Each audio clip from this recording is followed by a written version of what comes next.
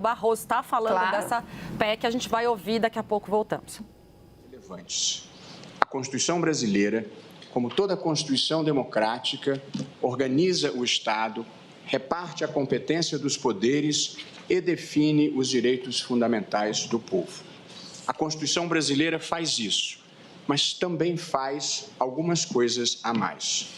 Ela cuida por igual do sistema previdenciário, do sistema tributário, do sistema de saúde, do sistema de educação, do sistema de proteção ambiental, do sistema de proteção às comunidades indígenas, da intervenção do Estado no domínio econômico, dos meios de comunicação social, da proteção da família, da criança, do adolescente e do idoso, em meio a muitas outras matérias. Essa é uma singularidade da Constituição brasileira, cuidar de muitos temas além da organização do Estado, repartição de competências e definição de direitos. Nesse cenário de constitucionalização abrangente, chegam ao Supremo Tribunal Federal boa parte das grandes questões nacionais, as questões relevantes nacionais, inclusive aquelas mais divisivas da sociedade, de pesquisas com células-tronco embrionárias a ensino religioso em escolas públicas, da importação de pneus à autonomia do Banco Central. E também questões que envolvem produtores rurais, ambientalistas, comunidades indígenas. Como intuitivo, é inevitável que o Supremo desagrade segmentos políticos, econômicos e sociais importantes, porque ao tribunal não é dado recusar-se a julgar questões difíceis e controvertidas. Tribunais independentes e que atuam com coragem moral não disputam torneios de simpatia. Interpretar a Constituição é fazer a coisa certa, mesmo quando haja insatisfações. Porque assim é, não há institucionalidade que resista se cada setor que se sentir contrariado por decisões do tribunal quiser mudar a estrutura e funcionamento da Corte. Não se sacrificam instituições no altar das conveniências políticas. O Senado Federal e seus integrantes merecem toda a consideração institucional do Supremo Tribunal Federal e, naturalmente, merecem respeito às deliberações daquela Casa Legislativa. Porém, a vida democrática é feita do debate público constante e do diálogo institucional, em busca de soluções que sejam boas para o país e que possam transcender as circunstâncias particulares de cada momento.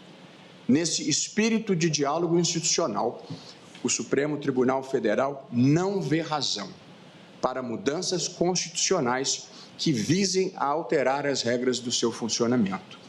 Num país que tem demandas importantes e urgentes, que vão do avanço do crime organizado à mudança climática, que impactam a vida de milhões de pessoas, nada sugere que os problemas prioritários do Brasil estejam no Supremo Tribunal Federal.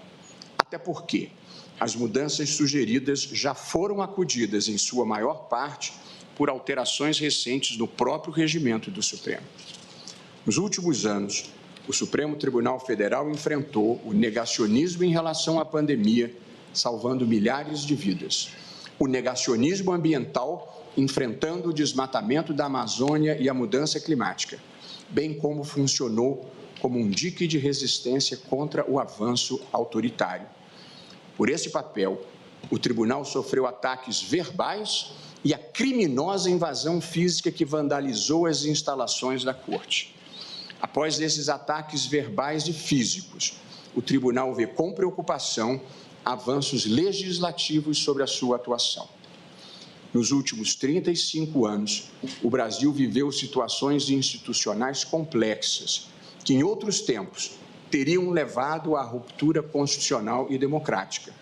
Crises econômicas, inflação descontrolada, escândalos de corrupção e 2 impeachments.